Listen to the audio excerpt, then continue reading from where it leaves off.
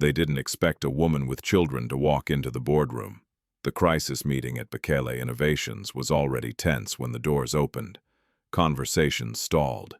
Screens froze mid-data.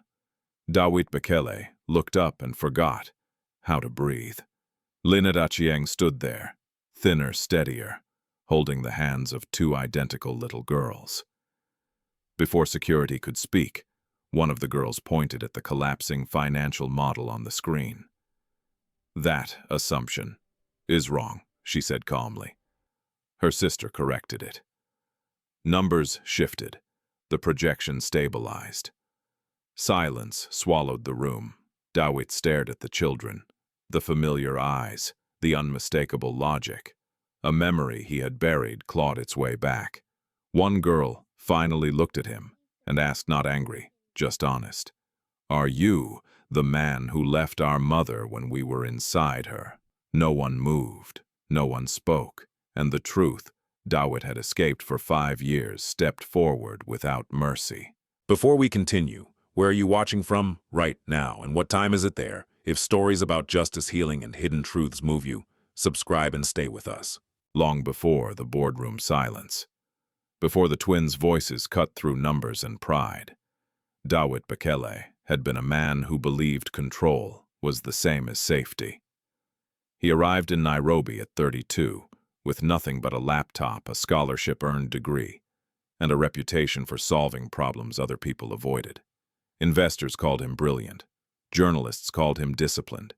His employees called him distant but fair. Dawit preferred systems to people, logic to emotion. Systems did not betray you. People did. Linet Achieng entered his life quietly. She was already working at the analytics department of what would later become Bekele Innovations, hired for her ability to see patterns others missed. Linet spoke softly in meetings, but when she did, rooms listened. She didn't interrupt. She didn't compete. She observed, then delivered clarity with surgical precision. Dawit noticed her, not because she tried to be seen, but because she never did. Their conversations began with work. Late nights, shared documents, long silences that felt strangely comfortable. Linet laughed easily, but never loudly. She asked questions Dawit didn't know he'd been avoiding, about rest, about home, about whether ambition had an endpoint. He told himself she was a distraction. Still, when he proposed, 18 months later, it felt inevitable. The wedding was small, no press, no board members. Linet wore a simple dress. Dawit looked relieved, as if marriage were another variable he could finally account for. For a while it worked. Then, Linet became pregnant. The timing should have been joyful. Bekele Innovations had just closed its biggest funding round. Dawit was being invited to speak across Africa. The future was expanding faster than he could track. Instead, fear crept in. He didn't say it aloud, but something in him tightened every time Linet rested a hand on her stomach. A child meant unpredictability. Vulnerability. Weakness, whispered a voice he thought he had outgrown. That was when Samira Hassan returned. Samira had been his past in Addis Ababa, sharp, charismatic, born into influence. She understood rooms the way Dawit understood algorithms. Their relationship had burned fast and ended badly, leaving behind ambition and unresolved tension. She walked into his office one afternoon like she had never left. "You built something impressive," she said, glancing around. "But empires collapse when heirs aren't protected." The words lodged themselves somewhere dangerous. Samira didn't attack Linet directly. She never had to. Instead, she planted ideas. Questions about paternity laws, board optics, investor confidence. She spoke of legacy, as if it were fragile glass. "You know how they'll talk," she said once casually. "A sudden pregnancy, an analyst marrying the CEO. People love stories." Dawit told himself he trusted Linet. But trust required stillness, and Dawit had learned to outrun doubt, not sit with it. The night everything broke began in a hospital corridor. Linet had gone in for a routine checkup. She came out pale, clutching a sealed envelope with test results. Dawit was already distracted, arguing on the phone with a potential investor Samira had arranged. "They're delaying," he snapped. "No, I don't have time for." Linet waited. She always waited. When she finally spoke, it was quiet. "We need to talk." They did not talk. By the time they reached home, Samira was already there, sitting, calm, papers spread across the table like an unspoken verdict. "What is this?" Linet asked, her voice steady but confused. Samira smiled. "Clarifications." The documents were convincing. Too convincing. Altered timestamps, a manipulated lab form, doubt dressed up as proof. Dawit didn't look at Linet when he spoke. "This can't go public," he said. "Do you understand what this would do?" Linet stared at him. "To us or to you?" He flinched, but he didn't answer. The argument escalated quickly. Accusations, denials, silence. Dawit chose silence. By morning, Linet was standing outside with a suitcase she hadn't packed herself. Security badges deactivated, bank access frozen temporarily. Her name erased from internal systems as if she had never existed. Dawit watched from the window. He told himself it was temporary, that he would investigate, that he would fix it once things stabilized. He never did. Inside the company, the narrative spread fast and clean, a private matter, a necessary separation, a risk managed. Samira stepped into a larger role. Her efficiency praised, her loyalty rewarded. Dawit buried himself deeper into work, mistaking momentum for absolution. Outside, Linet disappeared. No press covered her exit. No apology followed. Nairobi swallowed her like it had swallowed thousands before, quietly, without ceremony. Dawit convinced himself that silence meant resolution. 5 years passed. The company grew. Awards stacked up. Dawit's name became synonymous with African innovation. Yet sometimes, always at night, he would pause over a line of code and feel something missing. An unresolved variable, a logic error he could not trace. He never asked about Linet again. He told himself that was strength. He was wrong. Because silence does not erase truth. It only delays the moment when truth decides to speak for itself. And when it does, it never asks permission. Linet Achieng did not cry when the gate closed behind her. She stood on the narrow sidewalk just outside the compound, one hand resting on the curve of her stomach, the other gripping the handle of a suitcase she did not remember packing. Dawn had not fully arrived.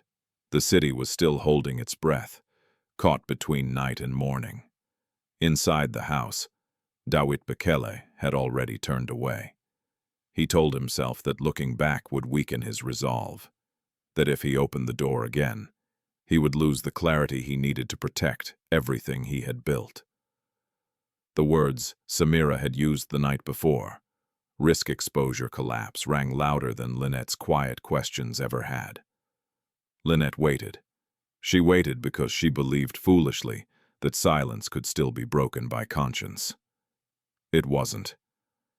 When she finally turned to walk away, her legs trembled, not from fear but from a growing ache deep in her abdomen. She ignored it. Pain had become familiar these past weeks.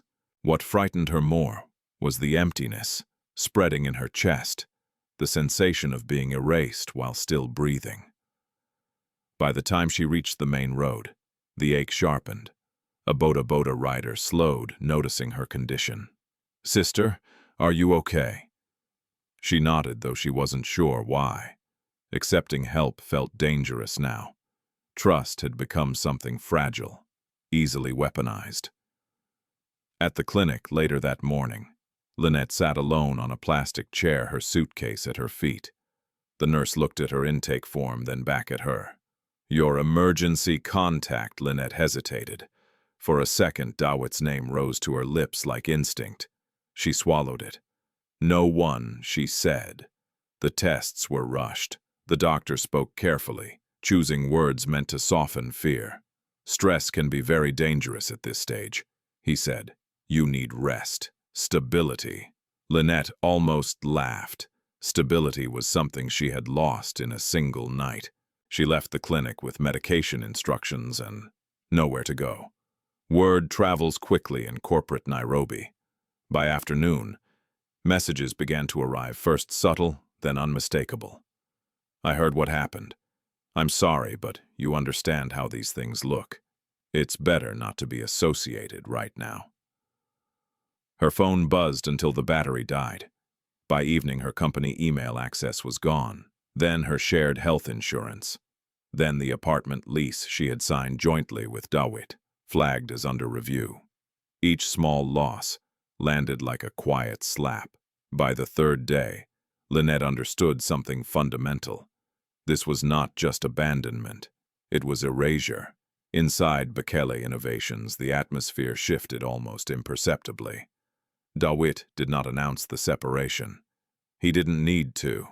Samira handled it with practiced efficiency. She's taking time away, she told senior staff. Personal matters. Files bearing Linet's name were reassigned.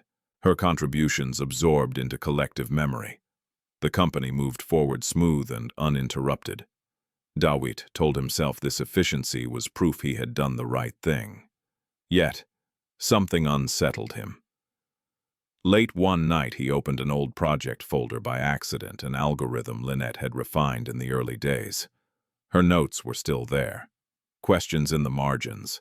Alternative paths she had considered and dismissed. He stared at the screen longer than necessary.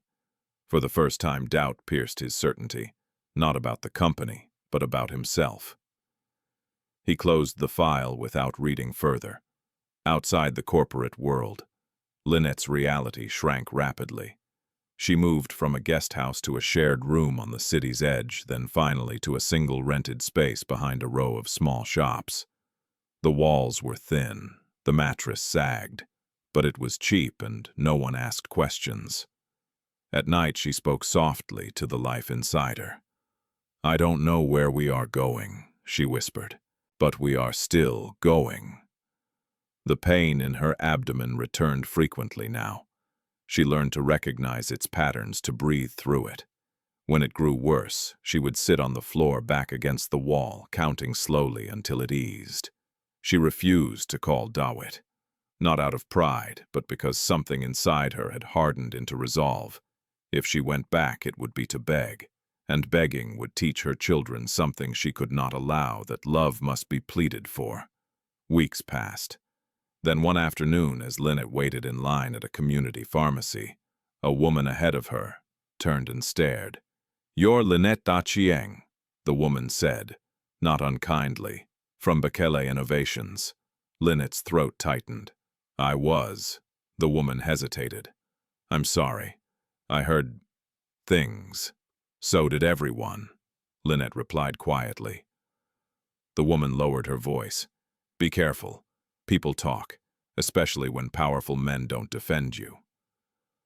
That night, Linet cried for the first time. Not loudly, not dramatically, just enough to release the pressure she had been carrying alone. In another part of the city, Dawit attended a private dinner with investors.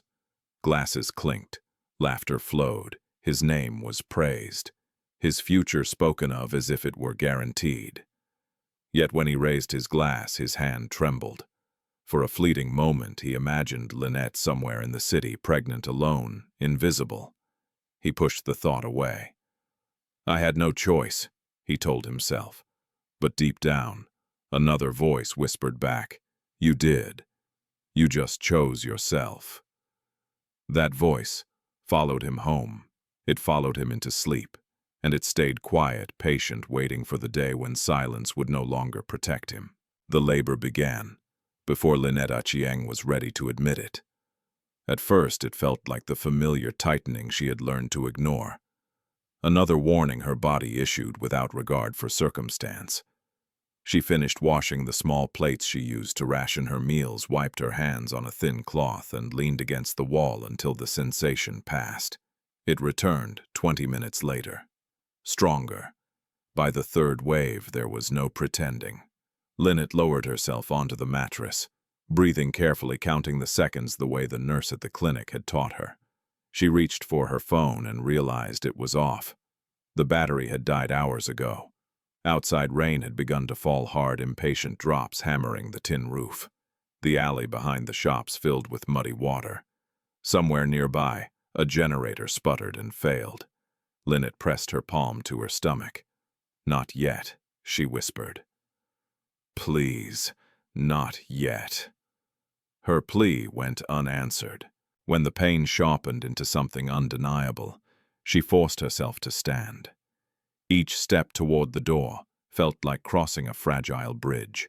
She wrapped a shawl around her shoulders and stepped into the rain, the world blurring at the edges. The clinic was too far. She knew that instantly. Her vision narrowed, breath shortening with each contraction. She turned instead toward the open-air market at the corner, the only place still lit at this hour. Mama Nyambura was packing up when she saw Linet stagger.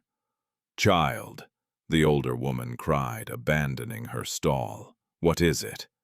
Linet opened her mouth to answer, but pain stole her voice. Mama Nyambura didn't hesitate. She pulled Linet under the plastic tarp, shouting for help. A young boy ran to fetch a motorcycle. Another woman pressed a warm hand into Linet's back. "Twins," Linet gasped when she finally found her voice. The doctor said. Mama Nyambura's eyes widened, but her hands remained steady. "Then we move fast." They moved faster than Linet thought possible. The ride to the clinic was a blur of rain and streetlights. Linet clung to the back of the motorcycle, her body betraying her with every jolt. By the time they arrived, she was barely conscious. Inside, chaos met urgency. Dr. Zola Maseko had been finishing a long shift when the doors burst open. She took one look at Linet and issued instructions without raising her voice. Her calm cut through the panic like a blade. "Blood pressure," she said. "Now. And get me a monitor." The first baby came quickly, too quickly. A sharp cry pierced the room, small but fierce. "Mikhail." Linet barely had time to register the sound before the second contraction seized her with terrifying force. Dr. Maseko's expression tightened. "Stay with me," she said firmly. "I need you here."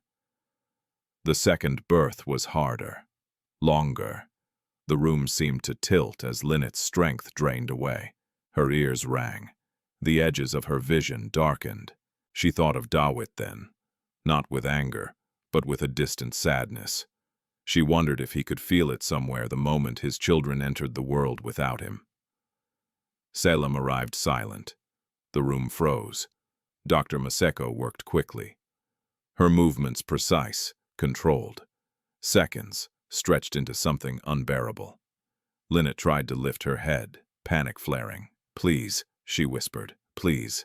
Then another sound, softer, fragile, but alive. Linet collapsed back onto the bed, tears spilling freely, now mixing with sweat and rainwater still clinging to her hair.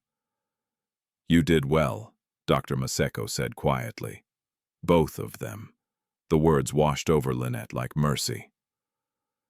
Hours later, she lay awake on a narrow bed, Mikhail and Selam sleeping beside her in a shared crib. They were impossibly small, their chests rising and falling in uneven rhythm. Linet watched them as if afraid they might vanish. Mama Nyambura sat nearby, refusing to leave. "You're not alone," the older woman said, as if reading Linet's thoughts. "Not anymore." Linet nodded, though exhaustion weighed heavy on her bones. In the days that followed, recovery was slow. The twins were premature, requiring careful monitoring.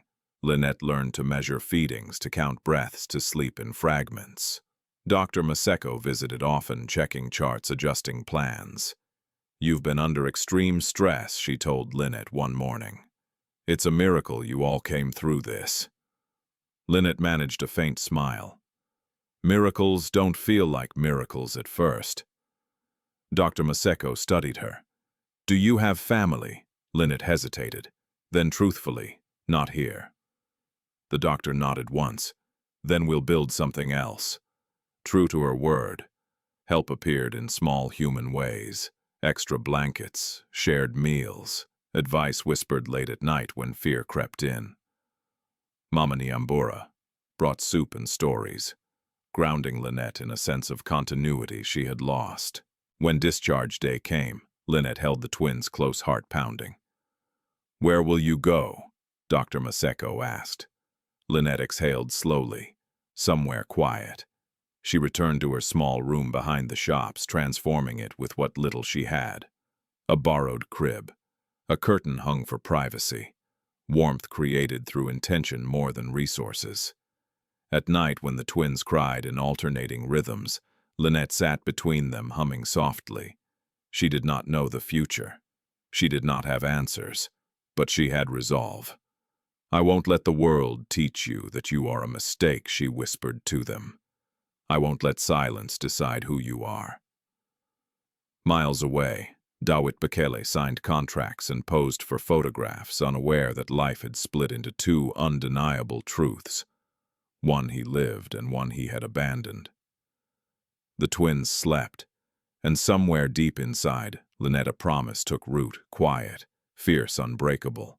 By the time Mikael and Selam turned 5, Linet Achieng had learned a truth: that no motivational quote could capture survival was not a single heroic act.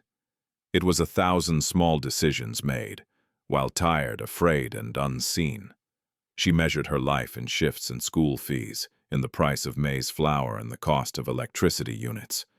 Some weeks the numbers did not add up. Those were the weeks she walked longer so she could save the fare. The weeks she ate less so the twins could eat fully. The weeks she smiled anyway because her children deserved to believe the world could still be kind. Her room behind the shops was still small, still thin-walled, still vulnerable to noise and rain. But it was clean. The twins' uniforms hung neatly from a nail. A tiny desk, rescued from a neighbor who was throwing it out, sat by the window. Linet placed it there deliberately, like a declaration. "Work happens here," she told the twins one evening as she wiped dust from the surface. Mikael stared at the desk like it was a puzzle. Selam touched the scratched wood with reverence. They didn't ask why. They already understood in the way children of struggle understand, without being taught that some objects carried meaning. Linet's day began before sunrise. She worked as a data clerk for a small logistics company, nothing glamorous but stable enough to pay for preschool and basic care. At night, when the twins finally slept, she opened her old laptop. The keyboard was missing 2 keys and the battery lasted barely an hour, but it still worked when plugged in. Linet made it work. She didn't return to corporate spaces. She couldn't. The memory of Bekele innovations of being erased still sat like a stone in her chest. But she didn't stop learning. Not because she believed education was a magic door, but because it was the only tool she had left that no one could take from her. And Mikael and Selam, they were something else, entirely. It started with questions. Not the normal questions children asked about cartoons or sweets, but questions that made adults pause mid-breath. Mama Mikael asked one morning, watching a street vendor count change. "Why does he separate the coins like that?" "He's slowing himself down." Selam frowned, then corrected her brother without looking away. "He's reducing errors, but he could group by value first. That would be faster." Linet stared at them, surprised. "You two, you've been watching how money works." Mikael shrugged. "Everything is numbers." Selam nodded. "And patterns." At school, the teacher sent home notes that were both praise and concern. "Your children finish tasks too quickly. They correct the worksheets. They ask questions beyond the lesson plan." The teacher wasn't unkind. She was simply out of her depth. One day, Linet arrived to pick them up and found the class gathered around the twins' desk. The children were murmuring, half impressed and half resentful. "What happened?" Linet asked, scanning their faces. The teacher approached, holding a notebook. "They solved the puzzle I gave the older class," she said, "and then they made a new one." Linet looked down at the notebook. The handwriting wasn't neat, but the logic was startling. A clean sequence, a self-made code that led to a clear solution. Mikhail had drawn arrows and boxes like a tiny engineer. Selam had added conditions and exceptions like a careful analyst. Linet's chest tightened, not with pride alone, but with fear.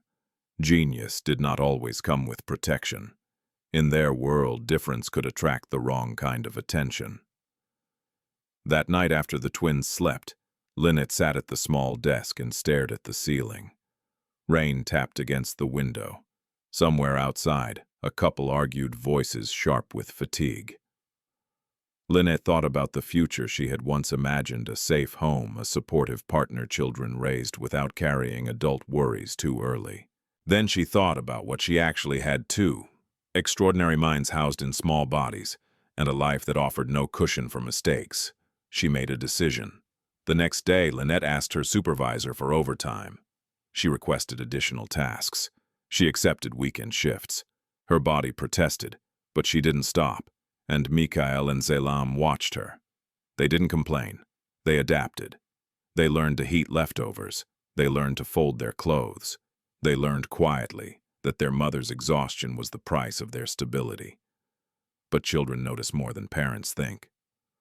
One evening, Selam climbed into Linet's lap and studied her face. "Mama," she asked softly, "why do you look sad when you think you are smiling?" Linet froze. Mikhail, sitting on the floor with a broken toy he was trying to fix, looked up. His eyes were too serious for his age. Linet forced a gentle laugh. "I'm not sad." Selam didn't argue. She simply rested her head against Linet's chest, listening to her heartbeat, like she was collecting evidence. Mikhail spoke instead. "Is it because of the man?" Linet's throat tightened. "What man? The one you don't talk about." Mikhail said plainly, "The one everyone else has." Linet's breath caught. She had never told them a story about their father. She had never used his name. She had wrapped that part of her life in silence, believing silence would be safer than bitterness. But silence had its own weight. Linet cupped Mikhail's cheek. "You have me," she said carefully, "and you have each other." Mikhail nodded, but he wasn't satisfied. Selam's eyes remained fixed on Linet's, as if searching for the truth behind her words. Linet looked away first. The next turning point came at a small community science fair. It wasn't a grand event. It was held in a modest hall with plastic chairs and handmade posters. Parents clapped too loudly. Children sweated under cheap lights. The smell of fried snacks drifted in from outside. Linet almost didn't go. She was tired. The twins had been excited all week, but Linet feared the attention. In the end, she went anyway. Mikhail and Selam presented a simple project. At least it looked simple to the adults. They had built a model that showed how to predict water shortages in a neighborhood, using basic data points: rainfall history, usage patterns, storage capacity. They explained it with calm confidence, switching between drawings, numbers, and reasoning like they were reading a language adults had forgotten. The room fell quiet. A man in the back stood up slowly. He wore a clean shirt, polished shoes. Someone who wasn't part of the usual crowd. He introduced himself as Mr. Kamau, a representative from a local education foundation. "I've seen university students struggle with this," he admitted, glancing between the twins and Linet. "Where did they learn?" Linet's mouth went dry. They watch me work sometimes," she said, "and I teach them what I can." Mr. Kamau nodded thoughtfully, then asked a question that made Linet's stomach drop. "Would you be willing to let them compete for a regional scholarship? There's a program, sponsored by Bekele Innovations." The name hit Linet like cold water. Her heart lurched. Her hands tightened around her bag strap. For a second she heard again the sound of a gate closing. Saw again. Dawit's face turned away. No, her mind screamed instantly. Never. But then she looked at the twins, at the light in their eyes, the hunger to learn, the innocent certainty that the world could be solved if you just tried hard enough. Linet swallowed. She knew what refusing would mean, protecting them from one danger, while locking them out of an opportunity they had earned. Mr. Kamau watched her carefully, as if he understood there was history inside her silence. "You don't have to decide today," he said gently, "but the application closes in 2 weeks." That night, Linet lay awake while the twins slept beside each other, breathing in sync. She stared at the ceiling until her eyes burned. She didn't want Dawit's world. She didn't want his power, his money, his cold, polished buildings. But she wanted the future her children deserved. And if the only door open was the one with his name on it, then Linet would walk through it on her own terms. Not to beg, not to forgive, but to claim what her children had earned without asking anyone's permission. The application form sat open on Linet Achieng's laptop for 3 days before she touched it. She read every instruction twice, then a third time. Eligibility criteria, consent clauses, media permissions. The sponsor's name, Bekele Innovations, appeared on every page like a watermark she couldn't scrub out. Each time she saw it, her chest tightened as if the past were pressing its thumb into a bruise that never fully healed. Mikhail and Zelam hovered nearby, unusually quiet. They sensed hesitation, the way animals sensed weather. Mama Salam said on the second evening, careful and precise, "You're afraid." Linet didn't look up. "I'm thinking." Mikhail frowned. "Thinking and fear look the same on your face." That did it. Linet closed the laptop and turned to them. She knelt so they were eye level, studying the small, serious faces she had learned by heart. 5 years ago, she had almost lost them to exhaustion and chance. Now they stood before her with minds sharp enough to frighten her. "There are places in this world," she said slowly, choosing honesty without cruelty, "that didn't treat me kindly." Selam absorbed that, nodding. Mikhail tilted his head. "Did we do something wrong?" he asked. "No," Linet said firmly. "Never. This is not about you doing wrong. It's about me deciding what risks I can carry." They considered that. Selam reached out and placed her small hand over Linet's. "We can help," she said simply. Linet smiled despite herself. "That's what scares me." That night after the twins slept, Linet filled in the first section. Name, address, education, employment. Her fingers moved steadily until she reached the parental information field. She paused. There was a space for father's name. She left it blank. When she finally clicked submit, it felt less like hope and more like surrender to a future she could no longer control. 2 weeks later, the email arrived. "Congratulations. Your children have been selected for the next stage of the Bekele Innovations Young Minds program." Linet read the message 3 times, heart-pounding. The next stage would be held at the company's Nairobi headquarters. Attendance in person was mandatory. Her first instinct was refusal. She drafted a polite decline, fingers shaking as she typed. But before she could send it, Selam appeared at her side, eyes scanning the screen. "We passed," Selam said, not asking. "Yes," Linet admitted. "But passing doesn't always mean going." Mikhail appeared too, climbing onto the chair. He read quickly, then looked up. "They want to see how we think," he said. "Not who you know." Linet laughed softly. "You don't know how the world works yet." Mikhail met her gaze with unnerving seriousness. "Then maybe this is how we learn." The morning they left for the headquarters, Linet wore her simplest dress. Neutral colors, no jewelry. She braided her hair tightly the way she had learned to do when she needed armor that looked like calm. The building loomed larger than she remembered, glass and steel, reflective, unforgiving. Bekele Innovations had grown since she last stood there. New wings, new branding, a larger flag. Her chest tightened as memories rushed in. Late nights, shared jokes, Dawit's focused silence. The day she'd been escorted out with her access revoked. She inhaled deeply and stepped inside. Security stopped them, briefly scanning IDs, checking lists. The guard glanced at Linet's name and hesitated. Achieng, he repeated, then waved them through. The lobby buzzed with energy. Children from different parts of the city gathered with their parents, some dressed in suits, others in worn jackets. Excitement mingled with anxiety.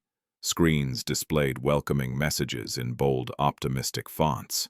Mikhail's eyes lit up at the sight of the digital displays.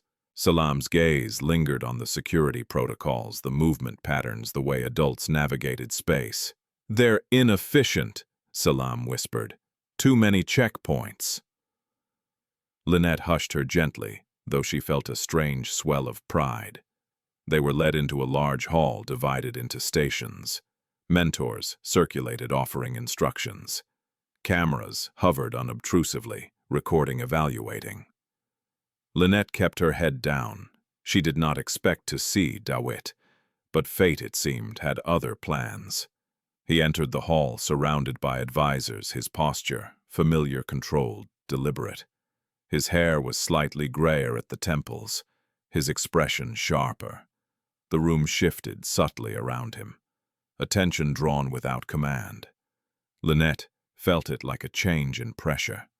She turned away instantly, heart racing, focusing instead on the twins as they took their seats at a testing station. She told herself that if she did not look, he would not see her. That invisibility could still be a shield. It was Mikhail who looked up first. He froze. Salam followed his gaze. Their faces didn't change much, but something in their eyes sharpened, as if a missing variable had just appeared in an equation. "Mama Salam," whispered, barely audible. That man Linet's voice was firm, low. "Focus." They did. The test began. The tasks were designed to overwhelm pattern recognition, under time pressure, ethical reasoning scenarios, logic puzzles that branched unpredictably. Many children faltered, some froze. Mikhail and Salam did not. They worked quietly, sometimes exchanging glances, sometimes scribbling notes. When Mikhail finished early, he didn't sit idle. He reviewed his answers, then proposed an alternative solution in the margins. Salam paused at a scenario involving resource allocation, frowned, and raised her hand. "There's an assumption here," she said to the mentor. "It ignores long-term feedback." The mentor blinked, surprised. "Explain." Salam did, calmly, clearly. Around them, whispers began. Linet felt eyes turning in her direction, not accusatory but curious. Dawit Bekele noticed the shift. He followed the line of attention to the twins' station. He stopped walking. For a moment, he simply watched. The way Mikhail tilted his head when thinking. The way Salam tapped the table twice before making a decision. The cadence of their speech. A memory stirred, unwanted, insistent. Dawit stepped closer, drawn by something he could not name. "What's their background?" he asked a mentor quietly. The mentor glanced at the file. "Local. No formal training beyond public school." Dawit frowned. "Who's their parent?" The mentor hesitated. "Their mother is here." He turned and saw Linet. Time did something strange then. The noise of the hall dulled. The light seemed harsher. Dawit felt as if the floor had shifted beneath his feet. Linet did not look at him. She stood, with her shoulders squared, hands clasped in front of her eyes, fixed on her children as if nothing else existed. Something inside Dawit cracked. He took a step forward, then stopped himself. 5 years of silence pressed down on him at once. Regret, justification, fear. None of them formed words. At the station, Mikhail looked up again. Their eyes met. For a split second, the world narrowed to that exchange, recognition, flickering unanswered. Mikhail did not smile. He simply returned to his work. Dawit straightened slowly, pulse racing. The past he had buried had not returned with accusations or demands. It had returned with intelligence, dignity. and eyes that looked through him without asking for anything.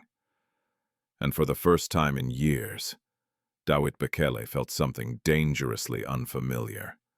Loss, unmitigated, undeniable.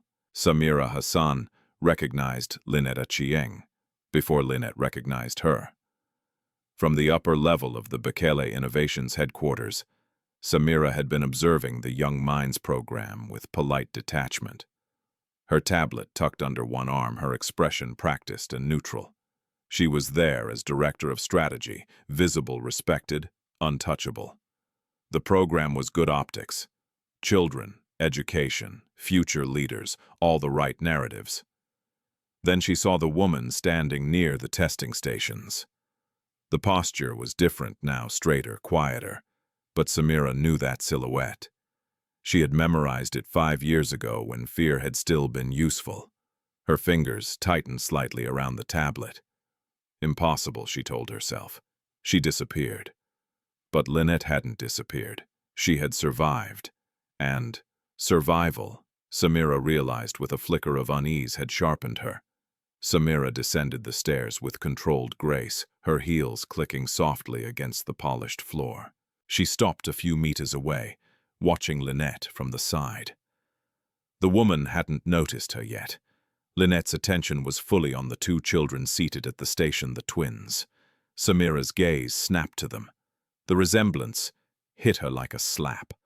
Not obvious enough to draw instant suspicion from strangers, but unmistakable to someone who knew what to look for. The eyes, the stillness, the way intelligence radiated without effort. A cold calculation ran through Samira's mind. So that's why she's back. She moved closer, her voice warm, rehearsed. "Excuse me!" Linet turned. For half a second, the world narrowed to 2 women facing each other across 5 years of buried damage. Samira smiled first. "It's been a long time," she said lightly. "I wasn't sure I recognized you." Linet's expression did not change. If there was fear, it stayed buried deep. "I recognized you." Samira inclined her head as if acknowledging a compliment. "I didn't expect to see you here. Especially not with participants. They earned their place," Linet replied calmly. Samira's eyes flicked back to the twins. "Of course. Children can be surprising." The pause was deliberate. Linet held her gaze. "Is there something you need?" Samira laughed softly. "No. I was just welcoming parents. You know how important transparency is." Before Linet could respond, a mentor approached Samira, whispering something urgently. Samira listened, her smile tightening at the edges. "Already?" she asked. The mentor nodded. "The twins' preliminary scores are triggering an internal review. They're unusually high." Samira's jaw clenched for a fraction of a second. "I see," she said smoothly. "Thank you." As the mentor walked away, Samira turned back to Linet, her tone cooler now. "High visibility can be dangerous," she said quietly, "especially for people without protection." Linet understood the threat immediately. "My children don't need protection from opportunity," she said. "They need protection from people who abuse power." Samira's smile vanished. "Be careful," she said. "This building doesn't remember you kindly." Linet met her stare without blinking. "Neither do I." Across the hall, Dawit Bekele watched the exchange from a distance. He didn't hear the words, but he recognized the tension. Samira's posture had changed, defensive, now rigid. Linet remained still, anchored. Something inside him shifted. For years, Samira had been efficient, composed, indispensable. She had helped him navigate crises, shielded him from scandal, preserved the company's image. He had never questioned her loyalty. Now, watching her interact with Linet, he felt an unfamiliar discomfort. The testing session ended shortly after. Parents gathered their children. Mentors conferred in tight circles. The twins packed their papers, neatly moving with quiet confidence. "You did well," Linet said, placing a hand on each of their shoulders. Mikhail nodded. Selam glanced around once more, her eyes landing briefly on Dawit. She looked away first. As they prepared to leave, a security officer approached Linet. "Ma'am," he said politely, "there's been a request for additional verification regarding your children's application. Just a routine check." Linet's chest tightened. "From whom?" The officer hesitated. "From upper management." Samira appeared instantly, as if summoned by the tension. "It's standard," she said smoothly. Given the exceptional results, Linet understood the tactic. Delay, pressure, exhaustion, make her withdraw voluntarily. "We've already provided all required documents," Linet said evenly. "If there's an issue, put it in writing." Samira's eyes flashed. "You're not in a position to make demands." Before Linet could respond, Dawit stepped forward. "That won't be necessary," he said. Both women turned to him.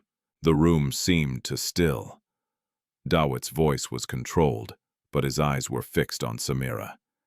"If there's a process concern, it goes through compliance, not ad hoc interventions." Samira stiffened. "I was only ensuring due diligence." "Due diligence doesn't look like intimidation," Dawit replied coolly. Linet said nothing. She didn't thank him. She didn't look at him. She simply gathered her children. "We're leaving," she said to the twins. As they walked toward the exit, whispers followed. Curiosity, speculation. The story was already forming in pieces, incomplete and dangerous. Samira watched them go, her mind racing. She knew then that the past was no longer buried. If the twins stayed, if they advanced, questions would be asked. Records revisited, patterns noticed. She had to act. That evening, Samira made a series of calls from her office, the city lights glowing behind her.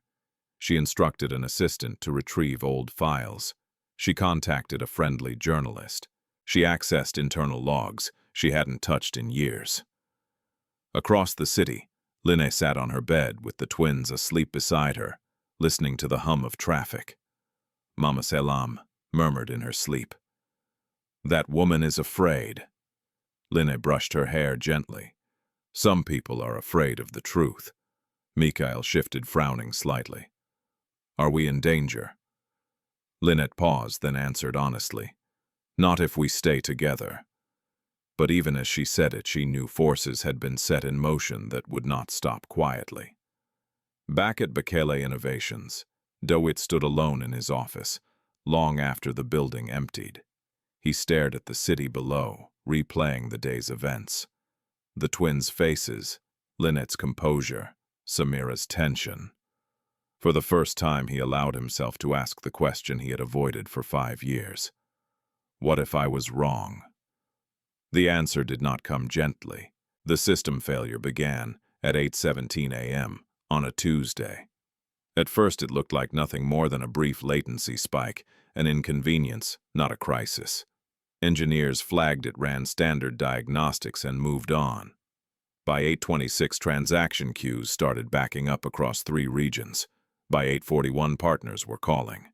By 9 o'clock, the dashboard screens in the operations room glowed red. Bekele Innovations had built its reputation on reliability. What was happening now threatened that foundation. Dawit Bekele stood at the center of the operations floor, jacket off sleeves, rolled-up eyes scanning streams of data as voices overlapped around him. He listened, absorbed, prioritized. He had done this before, under pressure, under scrutiny. Crisis was familiar territory. "Rollback won't work," an engineer said. "The error propagates forward. We isolate by node," another suggested. "But the dependencies are circular." Dawit finished. "I see it. He didn't see it. Not fully." The failure was behaving like a logic knot, tightening the more they pulled. In a glass-walled conference room nearby the Young Minds program, participants had been asked to wait with their parents. The atmosphere was restless. Mentors whispered. Phones buzzed. Linet Achieng kept her eyes on her children. Mikhail was leaning forward, elbows on knees, watching the operations floor through the glass. Selam sat beside him, hands folded, gaze sharp and intent. "They're chasing symptoms," Mikhail murmured. Selam nodded. "They're assuming the system is linear." Linet glanced at them, then at the room. "Lower your voices." Mikhail lowered his voice, not his focus. "Mama, the feedback loop is wrong." Selam shifted, drawing an invisible diagram on her thigh with her finger. "The error isn't starting where they think. It's being mirrored." Linet's heart began to race. "You don't know that." Selam looked up at her calmly. "We do." Before Linet could respond, a mentor entered the room, flustered. "We may need to pause the program," she said. "There's a system-wide issue." Dawit's voice cut through the glass. No pause. Heads turned. "We contain the damage," he said. "We don't freeze learning because adults made assumptions." Samira Hassan stood near the edge of the room, phone pressed to her ear, face composed. She watched Dawit carefully. The failure was dangerous, but also useful. Chaos created cover. Cover created opportunity. She ended the call and approached Dawit. "We need to inform partners," she said. "Get ahead of the narrative. After we understand the cause," Dawit replied.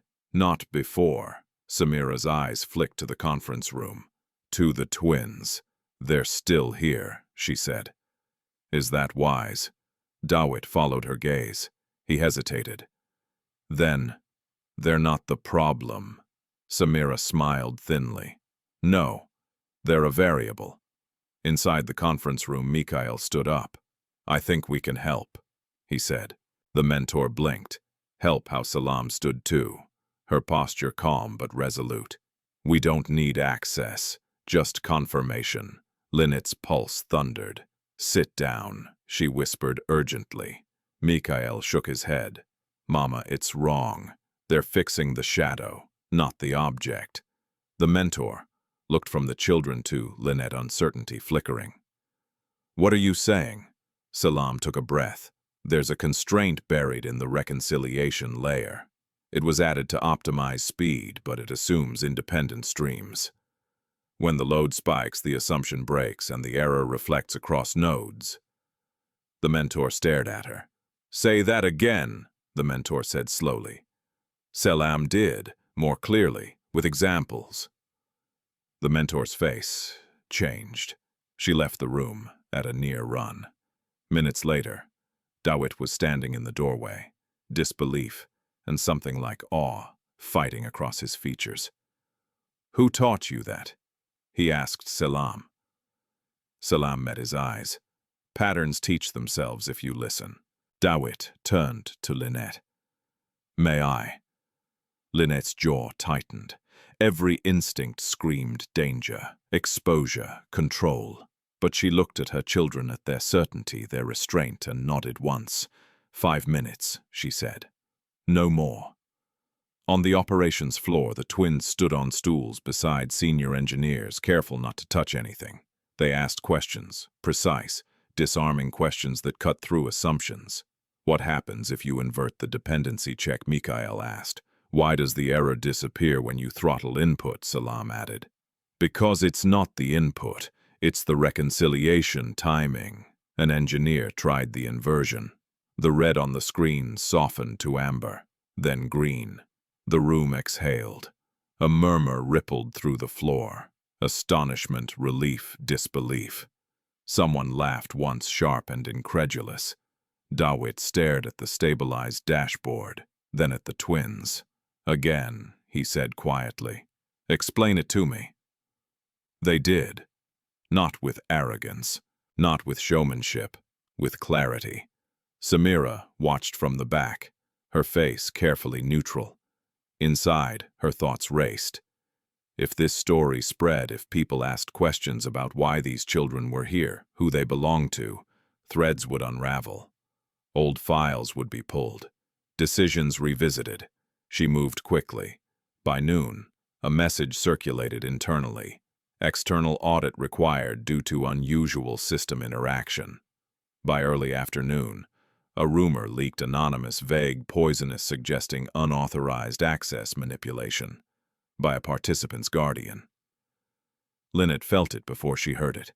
The shift in glances, the sudden politeness, the way people stopped speaking when she approached. A compliance officer asked her to step aside. "Just routine," he said. Routine had a sound. Linet knew it. She had heard it 5 years ago. She looked at Dawit. He looked back, confusion creasing his brow. "Is this coming from you?" she asked. "No," he said immediately. "It isn't." Samira's voice floated in smooth as oil. "It's standard procedure. We have to be careful." Careful of what Linet asked. Samira met her gaze. Of appearances. The word hung between them like a verdict. Dawit felt something harden inside his chest. "Stop," he said. "This ends now." Samira raised an eyebrow. "You're emotional." "I'm observant," he replied. "And I'm done mistaking control for wisdom." For a second, Samira's mask slipped. Then it snapped back into place. "As you wish," she said lightly. "But the board will have questions." "So will I," Dawit said. That evening, Linet packed quietly. Not to flee, she had learned that running solved nothing but to be ready. She folded clothes, checked documents, charged her phone. Mikhail watched her. "They're afraid again." Selam nodded. "Fear makes people careless." Linet kissed their foreheads. "Fear makes people dangerous." Across the city, Dawit sat alone with the logs the twins had referenced, replaying the failure in his mind. The solution had been elegant, ethical, no shortcuts, no manipulation. He opened an old folder he had avoided for years. Medical records, HR notes, time-stamped approvals. Patterns emerged, not random, not innocent. For the first time, Dawit allowed himself to connect the dots he had once refused to see. And the picture they formed pointed uncomfortably close to him. The first headline appeared before dawn. It wasn't published by a major outlet, just a popular blog known for insider tips and sensational leaks. But in Nairobi's digital ecosystem, that was enough. The story spread quickly, copied and distorted, as it jumped from platform to platform. Tech giant. Probes security breach, linked to participant's family. The article was careful. No names, just implication. A suggestion that during a high-stakes system, failure external influence may have compromised protocols. It praised Bekele Innovations for its transparency, while subtly framing the investigation as necessary damage control. By the time Linet Achieng woke up, her phone was vibrating non-stop. Messages from unknown numbers, missed calls, a few cautious texts from acquaintances who suddenly didn't want to be seen as too close. "Is everything okay? I heard something strange. Are you involved? Please tell me this isn't true."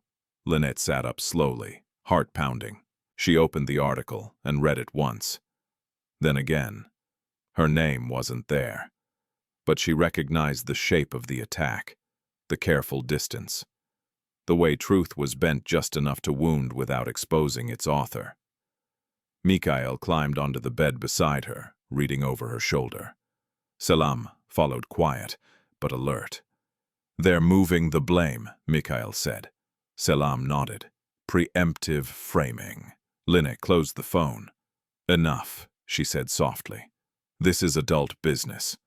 But the damage had already begun. At Bekele Innovations, the mood was tense. Employees gathered in tight clusters, whispering. Some looked at Linet with curiosity, others with suspicion, a few with pity. Samira Hassan walked through the building as if untouched by the storm, offering calm reassurances, speaking in measured tones. "We're committed to integrity," she told a small group near the elevators. "That's why we investigate everything."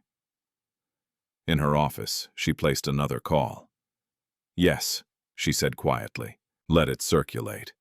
No, don't mention names. Not yet." She leaned back in her chair, eyes closed for a moment. This wasn't about destroying Linet. Not entirely. It was about pressure, about forcing a retreat. If Linet withdrew from the program, if the twins disappeared quietly, the threat would dissolve without Samira ever having to expose herself. Fear, Samira believed, was still the most reliable lever. In a conference room on the 22nd floor, Dawit Bekele sat across from Tesfaye Alemu, the head of internal audit. The blinds were drawn. 2 laptops glowed between them. "These logs don't align," Tesfaye said carefully. The audit request originated from strategy, but the justification references compliance. Dawit frowned. "That's not standard." "No," Tesfaye agreed, "and there's more." He pulled up an older file set archived, rarely accessed. Medical verifications, HR approvals, time-stamped communications from 5 years earlier. Dawit's chest tightened. "This is Linet's case," he said quietly. Tesfaye nodded. "Yes, or rather what remains of it." Dawit stared at the screen. Discrepancies leapt out now that he was willing to see them. Altered timestamps, documents approved out of sequence, a pattern of temporary measures that had become permanent truths. "Why wasn't this flagged?" Dawit asked. Tesfaye hesitated. "Because the approvals came from senior levels." Dawit closed his eyes. The weight of his silence, 5 years old, pressed down on him with fresh force. Across town, Linet stood in the school courtyard as parents picked up their children. Conversations stalled when she approached. One woman she had once shared tea with turned away abruptly. A teacher pulled her aside. "There are concerns," she said apologetically, "about media attention, about risk." Linet understood the subtext immediately. "You're asking us to leave," she said. The teacher sighed. "Temporarily, until things are clearer." Mikhail and Selam waited by the gate, their backpacks heavy on their small shoulders. They didn't cry. They didn't ask questions. They had learned too early how quickly safety could be revoked. On the walk home, Linet said nothing. She needed quiet to think, to decide. At home, she sat at the small desk by the window, hands folded, staring at the wall. The room felt smaller than it had the night before. She could withdraw. That was the simplest path. Pull the twins from the program, change numbers, move neighborhoods, disappear again. She had done it once. Her phone buzzed, an unknown number. She hesitated, then answered. "Linet." Dawit Bekele said. His voice was different, stripped of command, almost uncertain. "I know you didn't ask to hear from me," he continued, "but things are escalating, and I need to be clear about something." Linet closed her eyes. Clear would have been useful 5 years ago. A pause. "Then you're right." The words landed harder than she expected. "I didn't authorize the leak," Dawit said, "and I won't allow this to continue. I'm opening a full internal review." "That won't protect my children," Linet replied. "Not from whispers. Not from being pushed out." "I know," he said quietly. "That's why I'm calling. Not as your CEO, not even as your—" He stopped himself. "As someone who owes you the truth," he finished. Silence stretched between them. Linet thought of the night she had stood outside his gate, of the years she had rebuilt herself without his name, his resources, his shadow. "I don't want your help," she said finally. "I want your honesty." "Were those documents real?" No, Dawit said. The answer came fast now. "They weren't, and I should have known." Her breath, caught not in relief, but in the sharp ache of validation, delayed too long. "I'm considering withdrawing," Linet said, "for my children." Dawit's chest tightened. "If you do, they'll say the system worked. And if I stay, they'll fight harder." Linet looked at Mikhail and Selam, sitting on the floor quietly, rebuilding a broken toy with methodical patience. "What would you do?" she asked Dawit. He hesitated. I would stay, not to prove anything, but to force the truth into the open. Linet considered that. She turned to the twins. What do you think Mikhail didn't look up? Leaving doesn't fix false assumptions, Selam added, and staying increases the cost of lying. Linet exhaled slowly. She had spent years protecting them by shrinking her world. Now shrinking would only teach them fear. She picked up her phone and typed a single message to the program coordinator. "We are not withdrawing. Please direct all official concerns to me in writing." She pressed send. Across the city, Samira Hassan refreshed her screen and frowned. The silence she had expected did not come. Instead, resistance. And resistance, Samira knew, meant exposure was only a matter of time. The envelope arrived without a return address. It was slipped under Linet Achieng's door, sometime after midnight, the paper thick and slightly creased as if it had passed through many hands before reaching hers. She noticed it at dawn, when she stepped out to boil water, her foot brushing against its edge. For a long moment she didn't touch it. Fear had a texture now quiet, persistent. She had learned not to rush toward it. When she finally picked it up, she felt the weight of documents inside. No note, no explanation. Just copies, medical forms, internal memos, HR approvals. Linet's breath caught.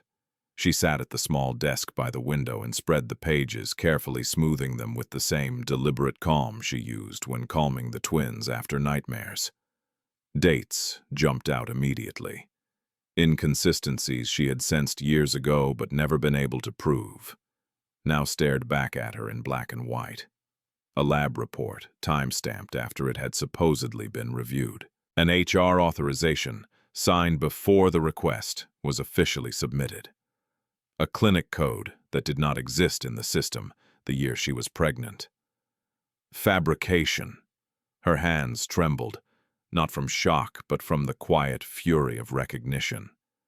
This was the missing link, the proof that her memory had not betrayed her, that the truth had been edited, not lost. Mama Salam's voice came softly from behind her. Linet turned. The twins stood in the doorway, already dressed, eyes alert. "Something important," Linet said, choosing her words carefully. "Something that explains a lie." Mikhail stepped closer, scanning the documents. "These aren't independent errors," he said after a moment. "They're coordinated." Salam nodded. "Which means there's a source." Linet looked at them, her children who spoke of fraud with the clarity of seasoned auditors. "I don't want you carrying this," she said. "This is my fight." Mikhail met her gaze steadily. "It affects us." Before Linet could answer, her phone rang. This time the number was familiar. "Tesfaye Alemu," she said cautiously. "Thank you for taking the call," Tesfaye replied. His voice was calm, professional, but there was urgency beneath it. "I believe we have overlapping information." Linet closed her eyes briefly. "An envelope." A pause. "Yes. Who sent it?" she asked. "I don't know," Tesfaye admitted, "but the documents align with discrepancies I've been tracing. I wanted you to know this isn't a rogue investigation. It's systematic." "Then, someone inside is trying to correct the record," Linet said. "Or protect themselves," Tesfaye replied. "Either way, we need to move carefully. If these files surface publicly without context, the narrative will turn against you again." Linet considered that. "What do you suggest?" "Formal submission," Tesfaye said. "Chain of custody, independent verification." And he hesitated. "Your consent." "My consent to what? To reopen the internal case," he said, fully. Silence filled the room. Reopening the case meant exposure. It meant reliving the worst night of her life under fluorescent lights and skeptical eyes. It meant becoming visible in a way she had avoided for years. But it also meant justice. "I'll consent," Linet said finally, "on one condition. Name it. That my children are not used as leverage, No media, no inspiring story angles. They are not proof. They are people. Tesfaye exhaled. Agreed. Across town, Dawit Bekele sat alone in his office, the city washed in gray morning light behind him. The documents Tesfaye had shown him lay open on his desk, their implications heavy and unavoidable. He read them again, slower this time. He saw the moment where his authority had been misused, not by forging his signature, but by relying on his silence, on his willingness to accept a version of events that spared him inconvenience. He pressed his palms flat against the desk. 5 years ago, he had chosen momentum over responsibility. Now the cost of that choice was standing in front of him in the form of 2 brilliant children and a woman who had survived without him. A knock sounded. Samira Hassan entered without waiting for permission. Her expression composed, eyes assessing. "I hear there's an audit expanding," she said lightly. "That's unexpected." Dawit didn't invite her to sit. "Did you authorize the leak?" Samira smiled faintly. "I authorized transparency." "You authorized implication," Dawit replied. "And intimidation." Samira's smile cooled. "You're letting personal feelings cloud your judgment." "I'm letting facts inform it," he said, "something you seem uncomfortable with lately." She stepped closer. "Be careful. Digging into the past destabilizes the present." "The present is already unstable," Dawit said, "because the past was buried." Samira studied him for a long moment, calculating. "You owe me," she said quietly. "I protected you." Dawit met her gaze. "You protected an image, not the truth." Her jaw tightened. "If this goes public, it will," Dawit said. "On my terms, with evidence." Samira laughed softly, but there was no humor in it. "Then you're choosing chaos." "No," Dawit replied. "I'm choosing accountability." She turned sharply and left. At home, Linet prepared for the meeting with Tesfaye. She organized the documents chronologically, annotating inconsistencies with the same careful precision she used in her data work. She felt steadier than she had in days. Purpose had a way of anchoring fear. Mikhail watched her thoughtful. Who benefits if the truth comes out? Linet considered the question. Not everyone, but the right people. Selam added. And the cost of lying increases over time. Linet smiled faintly. You sound like auditors. We learn from you, Selam said simply. The formal submission took place that afternoon. In a quiet office away from the main floors, Linet signed her consent. Tesfaye documented receipt of the envelope, scanned each page, logged timestamps. Every step was deliberate, transparent. This will take time, Tesfaye warned. There will be pushback, I know, Linet said. I've survived worse.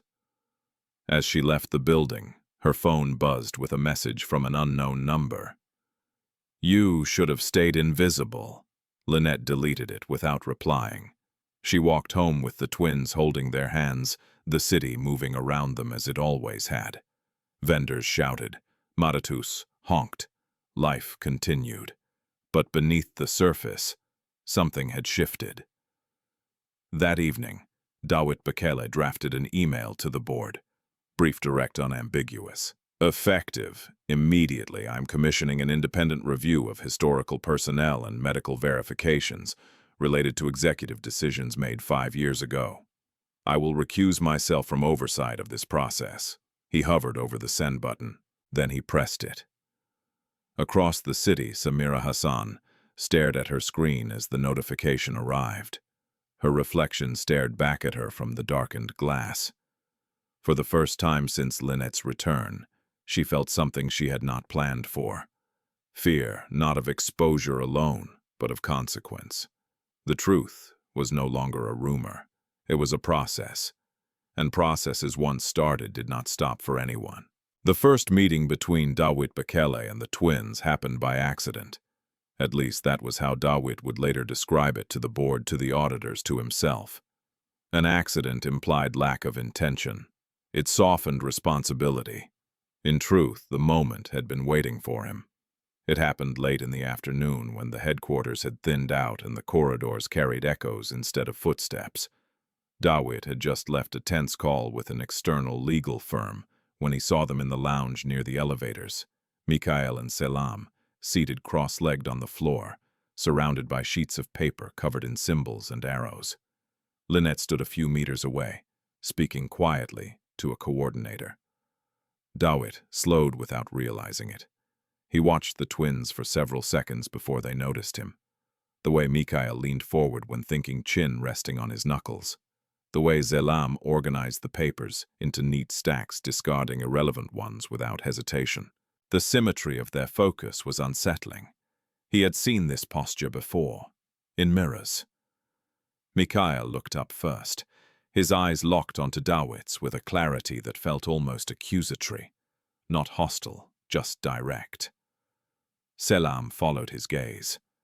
They didn't stand. They didn't smile. They observed. "You're the CEO," Selam said, calmly. Dawit blinked. "Yes." Mikhail tilted his head. "You make decisions." "I do," Dawit replied. Mikhail considered that. "Then you decide which mistakes matter."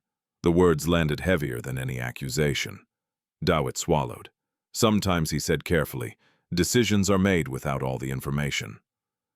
Selam nodded. "That increases error probability." Dawit almost laughed but stopped himself. There was nothing humorous about the way his chest tightened. Linet noticed then. She turned, saw Dawit standing there, and every muscle in her body went rigid.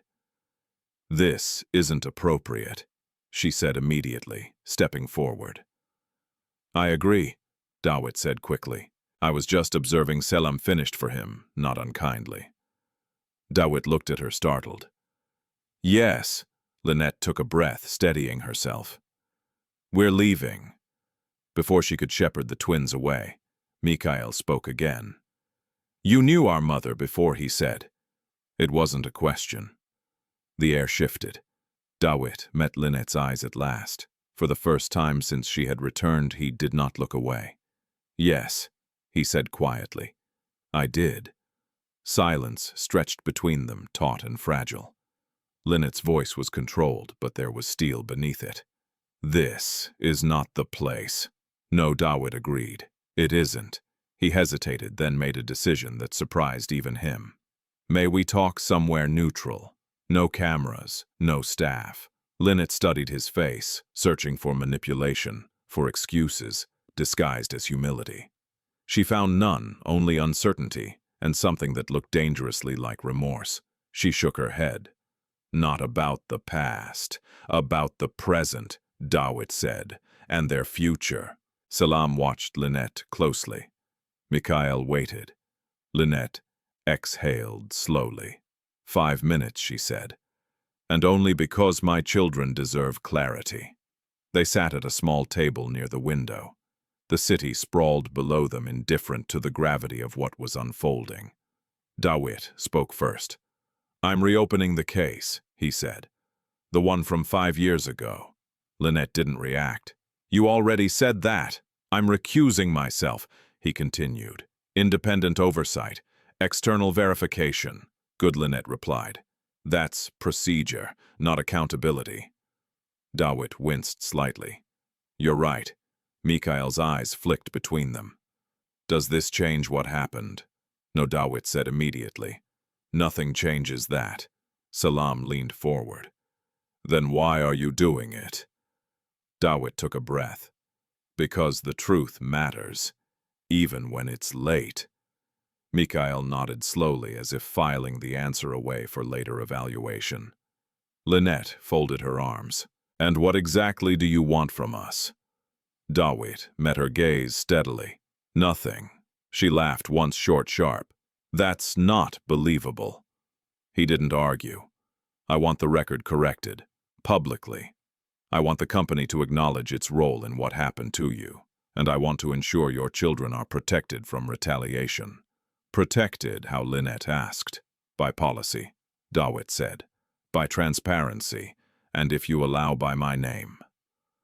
The room went very still. Linet stared at him. "You don't get to use my children as a redemption strategy," I know, Dawit said quietly. "That's why I'm asking, not assuming." Selam studied him with unnerving intensity. "If you help us," she said, "what do you expect in return?" Dawit didn't hesitate this time. Nothing. Not forgiveness, not access, not a role. Mikhail frowned. "That's inefficient." Dawit almost smiled. "It is." Linet stood. "We're done."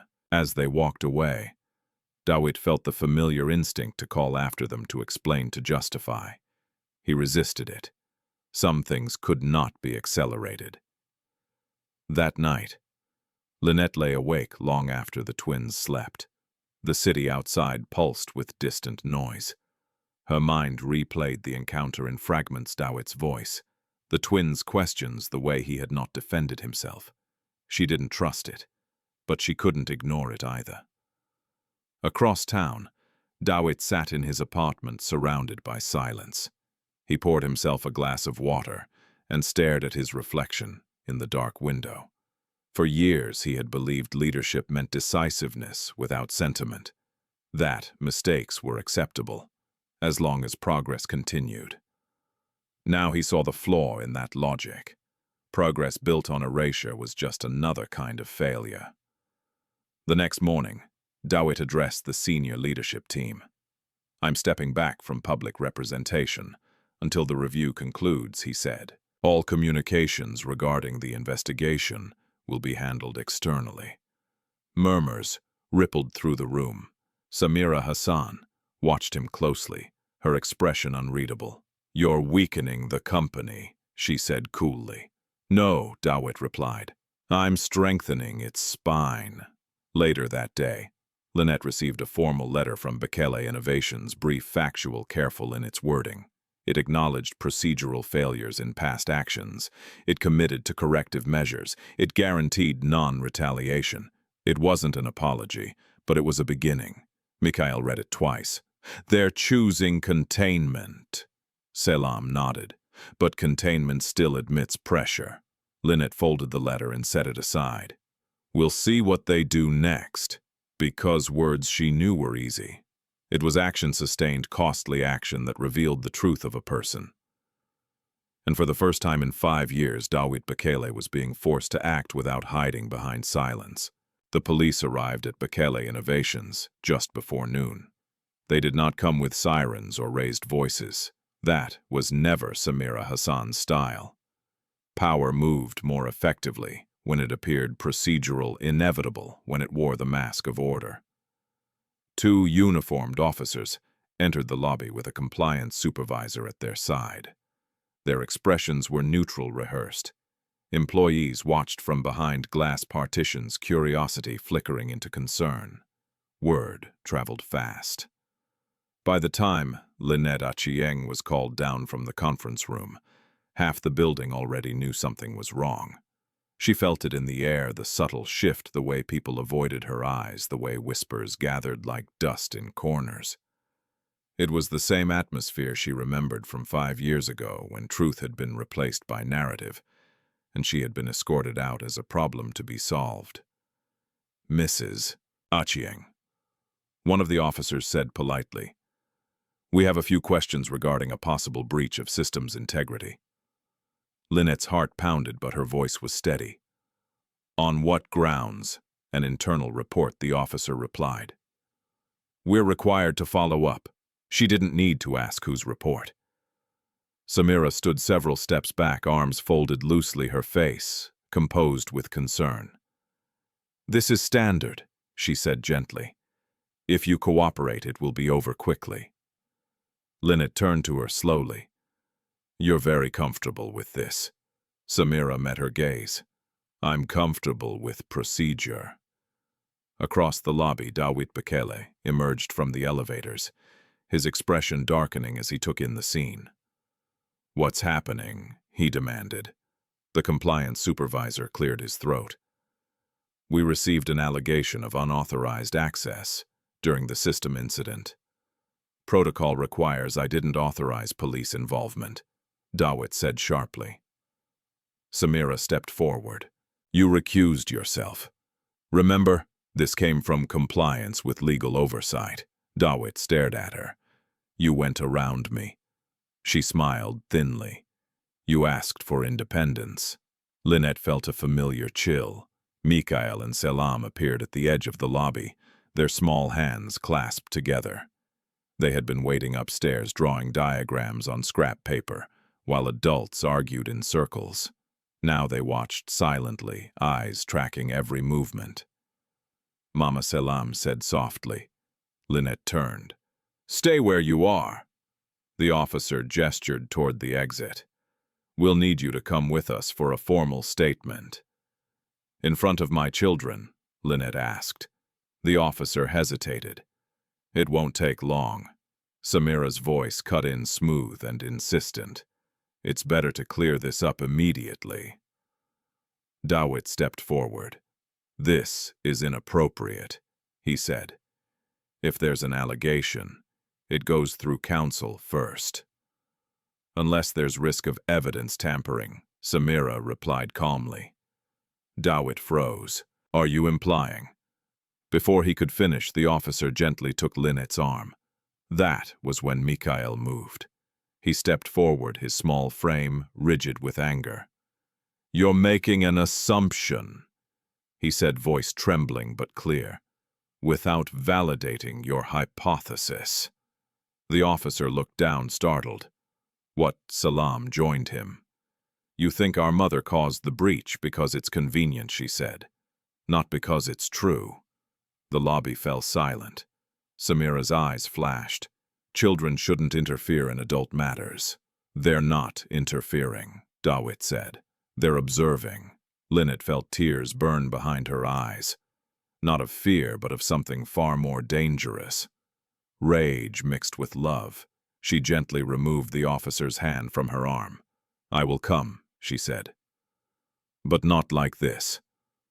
She knelt in front of her children, cupping their faces. Listen to me. This is not your fault. Do you understand? Mikhail nodded stiffly. Selam swallowed hard. We'll wait, Selam said. And we'll remember. Linet stood and turned to the officers. Let's go. As they walked out, phones rose in the lobby, subtle, quick, capturing the moment. A mother escorted by police, a narrative already forming. Samira watched with quiet satisfaction. Outside, the midday sun was unforgiving. Linet was placed in the back seat of a police car. Not handcuffed, not restrained, but visibly marked. The car pulled away slowly, deliberately. Inside the building, Dawit felt something fracture. He turned on Samira. You crossed a line. She raised an eyebrow. I followed protocol. You weaponized it. Samira's smile faded. You're emotional again. No, Dawit said coldly. I'm finished being blind. He turned and walked away, ignoring her call after him. At the station, Linet was placed in a small interview room. The questions came methodically: where she had been during the breach, whether she had touched any systems, who had access to her devices. She answered calmly, precisely. No contradictions, no defensiveness. I didn't access your systems, she said. I didn't need to. The officers exchanged glances. Meanwhile, at Bekele Innovations, Tesfaye Alemu moved quickly. He had anticipated this. As soon as he heard about the police involvement, he pulled the logs he had been preserving. Quietly mirrored copies, time-stamped, secured off-network. He compared them with the access times Samira's team had submitted. The discrepancy was glaring. The breach had originated from a proxy account created months earlier, masked under routine optimization permissions. An account authorized by strategy, authorized by Samira. Tesfaye's hands shook as he compiled the report, not from fear but from the gravity of what it meant. This wasn't just corporate misconduct, it was deliberate framing. He called Dawit. I have proof, Tesfaye said. She set her up. Dawit closed his eyes. Send everything, now. Within the hour, legal counsel was involved. External auditors, board members, the narrative began to crack. At the police station, an officer entered Linet's room with a different posture. "There's been a development," he said carefully. "We're pausing the inquiry." Linet looked up. "Why new information?" he replied. "Conflicting evidence." She said nothing. Back at the company, the board convened an emergency session. Samira was summoned. Her composure finally strained. "This is a misunderstanding," she insisted. "I acted in the company's best interest." Dawit slid the report across the table. "You acted in your own." Silence fell as the evidence spoke for itself. Timestamps, authorization trails, the carefully constructed blame. Samira's voice hardened. "If you expose this, the company burns with me." Dawit met her stare. "Then it will burn clean." That evening, Linet returned home. Mikhail opened the door before she could knock, his face collapsing with relief. "Salam," wrapped her arms around Linet's waist, holding tight. "They tried to scare you," Salam said quietly. "They did," Linet replied, "but they failed." As she held her children, Linet understood something profound. The cruelty had not ended, but its power had shifted. The truth was no longer hers to carry alone, and the next battle would not be fought in shadows, but in full light where lies had nowhere left to hide. The morning after Linet Achieng returned home, the city woke to a different kind of noise. Not sirens, not shouting, questions. They spread quietly at first through boardroom corridors, legal inboxes, encrypted staff chats. Then they surfaced in public spaces, framed as updates, clarifications, ongoing reviews. Bekele Innovations released a short statement, acknowledging an internal discrepancy discovered during an audit and confirming cooperation with authorities.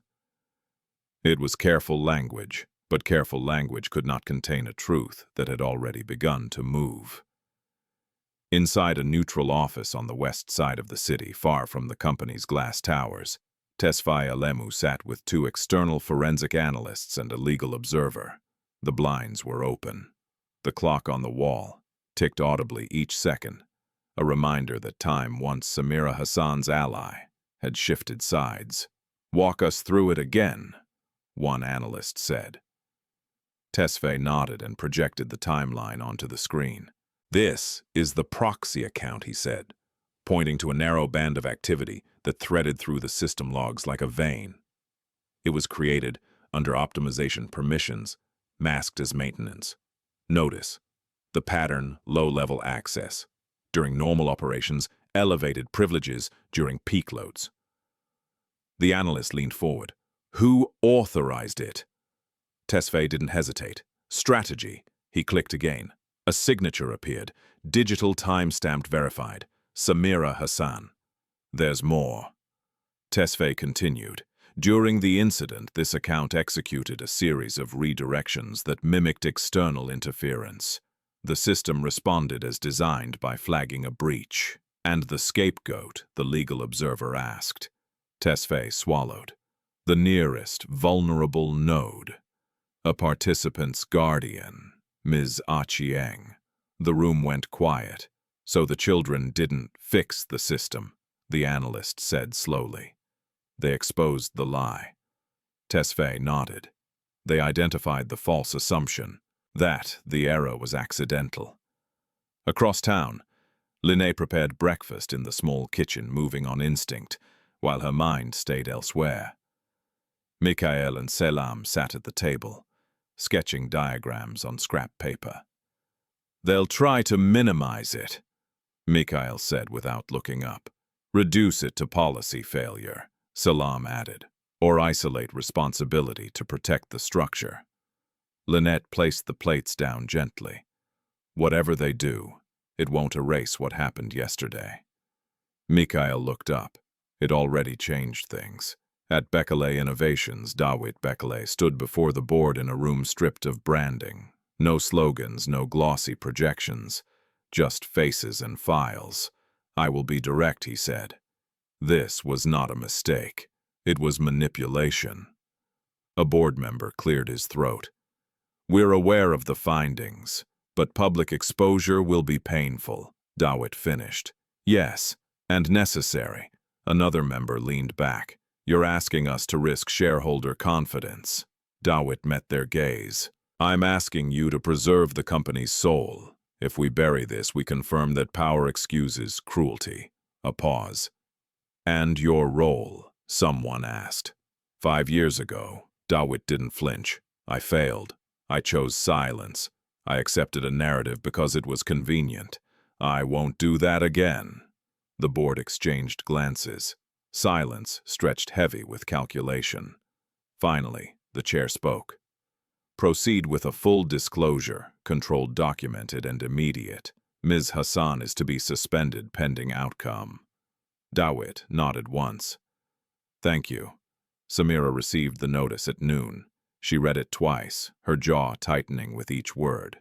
Suspension, pending investigation, access revoked. She laughed a short, brittle sound and began packing her office, with precise efficiency. Diplomas off the wall, files into boxes, the trappings of legitimacy gathered like armor she could still wear. As she wheeled the box toward the elevator, staff stepped aside, eyes downcast. She had ruled this building with certainty. Now certainty avoided her. In the lobby, a small crowd had gathered, employees murmuring, phones discreetly lowered. Samira paused, squared her shoulders, and walked out without a word. Across the city, the external panel convened its final session. Evidence was reviewed, chains of custody confirmed. The conclusion formed with the weight of inevitability: deliberate framing, abuse of authority, retaliation against a private citizen. A formal report was drafted. That evening, Bekele Innovations released a second statement, longer, clearer, impossible to misread. It acknowledged wrongdoing by a senior executive. It apologized for procedural failures that had harmed an individual and her family. It confirmed cooperation with law enforcement and announced immediate governance reforms. Names were not printed, but everyone knew. Linet read the statement on her phone, seated at the small desk by the window. She felt no triumph, no rush of vindication. Only a quiet loosening in her chest, as if a knot she had carried for years had finally been named. Mama Selim said softly, "They admitted pressure. They admitted truth," Linet replied. "That's different." Mikhail frowned. "What happens now?" Linet considered the question. "Now we choose how to live with it." A knock came at the door. Linet hesitated, then opened it to find Dawit standing there alone, without security, without ceremony. He held no papers, no speeches. "May I come in?" he asked. She studied his face. It looked older than it had weeks ago, lighter somehow. "Yes," she said, briefly. They stood in the small room, the walls bearing witness to years he had not seen. "I wanted to tell you," Dawit began. "The report confirms it. Publicly, the board approved disclosure. Samira has been suspended. Proceedings will follow." Linet nodded. "I read it." He swallowed. "I'm sorry." The word hung there, small, insufficient, necessary. "For leaving," he continued. "For believing a lie because it spared me discomfort. For the years you carried alone." Linet didn't interrupt. "I don't expect forgiveness," Dawit said. "I'm not asking for it. I only want to acknowledge what I did." Mikhail and Selam watched quietly from the table. Selam spoke first. "Acknowledgement doesn't repair impact." "I know," Dawit said. Mikhail added, "but it reduces error recurrence." A faint, broken smile crossed Dawit's face. "It does." Linet stepped forward. "Here is what will happen," she said calmly. "You will not make decisions for my children. You will not use them to prove your change. If there is a relationship, it will be slow and it will be on their terms." Dawit nodded. "Agreed. And if you ever allow power to excuse cruelty again," Linet finished, "we walk away." "Understood," Dawit said. He looked at the twins. "I will wait." he said simply. However long it takes. When he left the room, felt quieter, but not empty. That night, Linet tucked the twins into bed and sat between them, listening to their breathing. Truth is expensive, Mikhail murmured sleepily. Selam added, but lies cost more. Linet kissed their foreheads. And you don't owe anyone your brilliance. Outside the city carried on markets, closing lights flickering on. Somewhere consequences were being calculated. Somewhere else, healing had begun. The truth had stepped fully into the light, and it had not asked permission. The boardroom had been rearranged for the hearing. Not the usual glossy configuration, meant to impress investors, but a stripped, almost austere layout, long table, neutral walls, no banners. The air conditioning hummed softly, the only sound filling the space as people took their seats. This was not a meeting about growth or strategy. It was about consequence. Linet Achieng entered quietly with Mikhail and Selam at her sides. She wore the same simple dress she had worn to the program sessions, nothing to signal power, nothing to invite pity. Her posture was steady. The twins walked with her, not clinging, not defiant, present. Across the table sat the independent panel, legal counsel, governance experts, and 2 board representatives, recused from prior decisions. Tesfaye Alemu sat to one side, files neatly stacked, eyes focused. At the far end, an empty chair waited. Samira Hassan arrived last. She looked composed, immaculate as ever, but the confidence that once radiated from her had thinned into something brittle. She acknowledged no one as she took her seat, placing her folder down with deliberate precision. The chair of the panel spoke first. We are convened to hear findings related to the misuse of authority, retaliatory actions, and deliberate misrepresentation of records. This session is on the record. A recorder clicked on. The opening summary was clinical. Dates, actions, deviations. The room listened as the story was laid out, not as rumor or sentiment, but as a chain of decisions that led inevitably to harm. When it came time for testimony, Tesfaye stood. He spoke calmly, methodically walking the panel through the proxy account, the authorization trail, the timing of the leak, and the coordination that framed Linet. He did not speculate. He did not dramatize. He let the data speak. The panel asked questions. Tesfaye answered. Then Samira was invited to respond. She straightened. I acted under pressure, she said. The company was at risk. I made decisions to protect it. By targeting a private citizen, the chair asked. Samira's lips tightened. By controlling a narrative that could have spiraled. Linet listened, hands folded, breathing slow, and the earlier records another panelist asked. From 5 years ago, Samira hesitated. Those were complex circumstances. Were they fabricated? The panelist pressed. Samira glanced at Dawit Bekele, seated behind the panel as an observer, his expression unreadable. They were adjusted, she said, to manage risk. A murmur rippled through the room. Adjusted to remove a pregnant woman from her home, the chair asked. Adjusted to erase her from the company. Samira's voice hardened. She was a liability. The word landed like a slap. Linet felt a familiar sting, but it passed quickly. She had outgrown the wound. When it was Linet's turn, she stood without hesitation. She did not recount every pain. She did not raise her voice. She told the truth as it had happened the night she was sent away. The documents she had been shown, the years she had rebuilt a life while carrying silence like a second spine. I am not here to punish, she said calmly. I am here because the truth was taken from me, and because my children deserve to know that integrity exists in the world they are growing into. Mikhail and Selam stood when she finished. The panel looked uncertain, then nodded. Mikhail spoke first. We analyzed the system failure because it was interesting. We noticed inconsistencies because they were there. Selam continued. When assumptions are false, outcomes become unjust. That applies to systems and to people. The room was very still. The panel recessed briefly. When they returned, the decision was delivered plainly. Samira Hassan was found to have abused her authority, orchestrated retaliation, and falsified records. She would be terminated, effective immediately. The findings would be forwarded to regulators. Civil proceedings were recommended. Samira said nothing. She gathered her folder, stood, and left the room, without looking back. The chair turned to Dawit. Mr. Bekele, while you were not found to have authorized these actions, your failure to intervene earlier contributed to harm. Dawit nodded. I accept that. As such, the chair continued.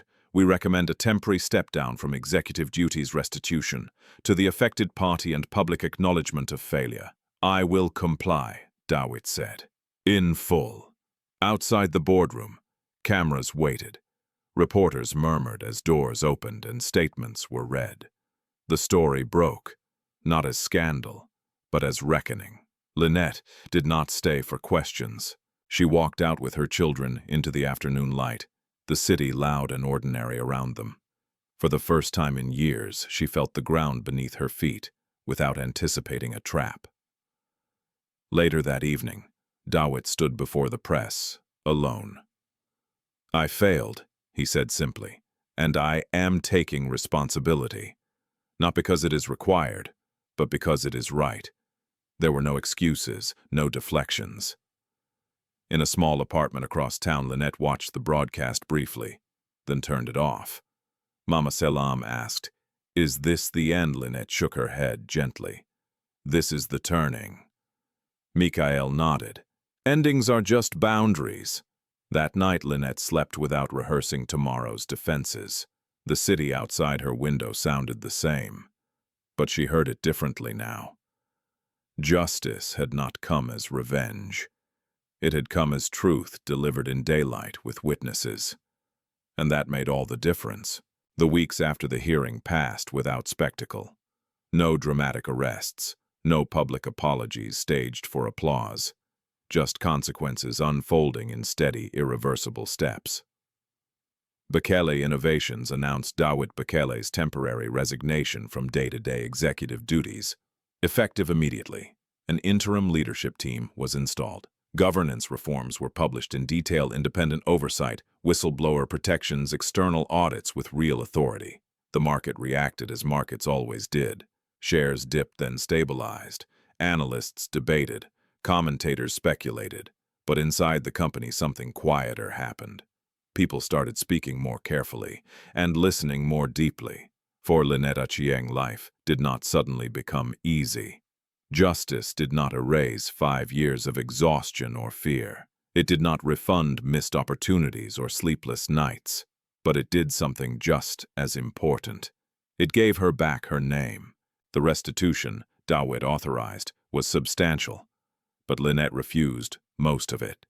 She accepted compensation directly tied to documented harm, lost income, legal costs, the years she had been forced out of her profession. Nothing more. I don't want wealth built on silence, she told Dawit's lawyer.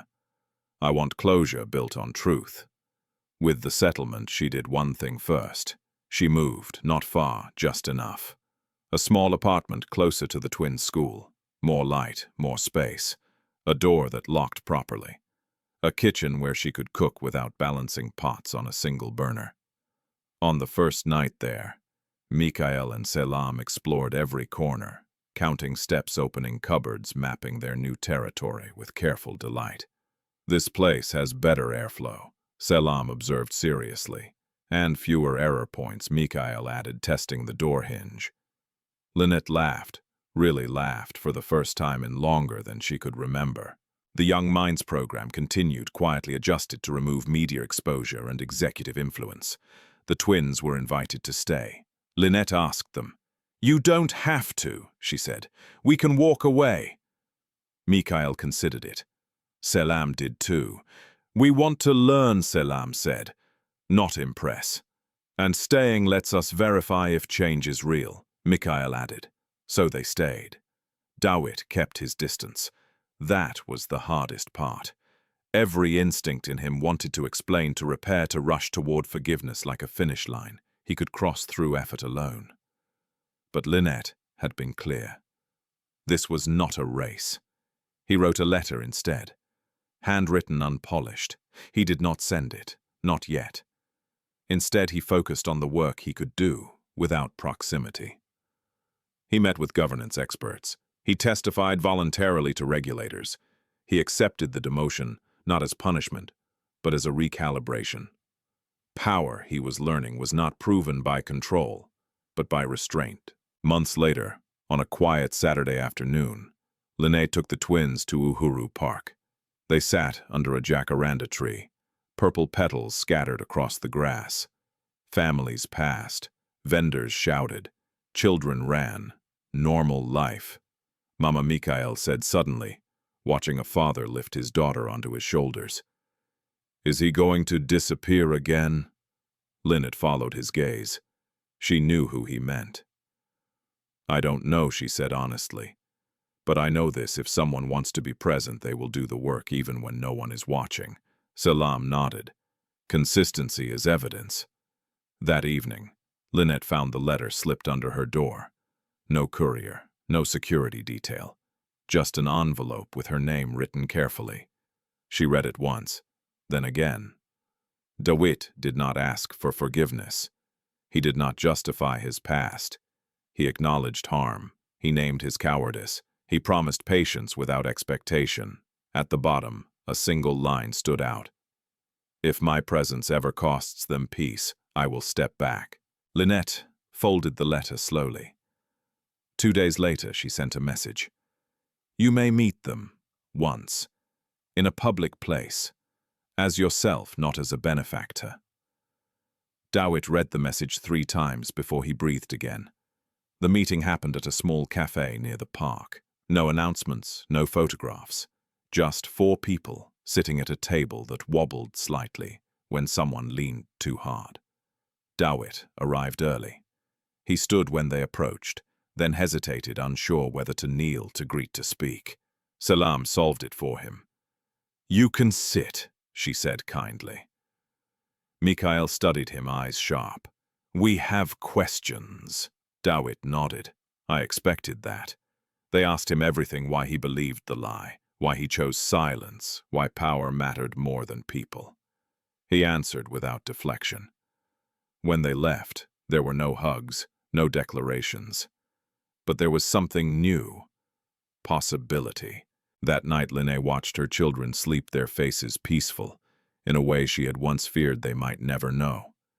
Justice had not come as a miracle. It had come as accountability. Healing had not erased the scars. It had taught them how to live without reopening them every day. And hope, real hope, had arrived not as a promise but as a choice. A choice to tell the truth. A choice to set boundaries. A choice to move forward without forgetting.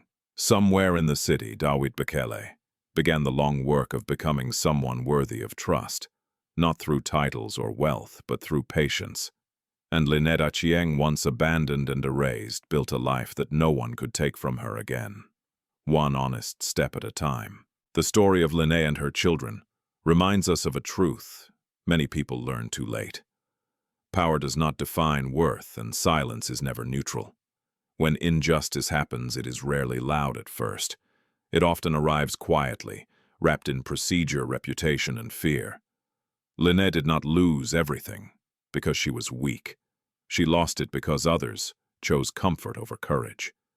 And yet what carried her forward was not revenge money or public sympathy. It was dignity, the decision to survive without becoming small, the decision to protect truth, even when no one was watching.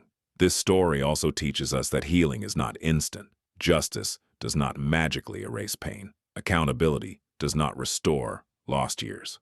What it does is give meaning to survival. It tells the wounded that they were not wrong to remember, not foolish to hope, and not weak for enduring.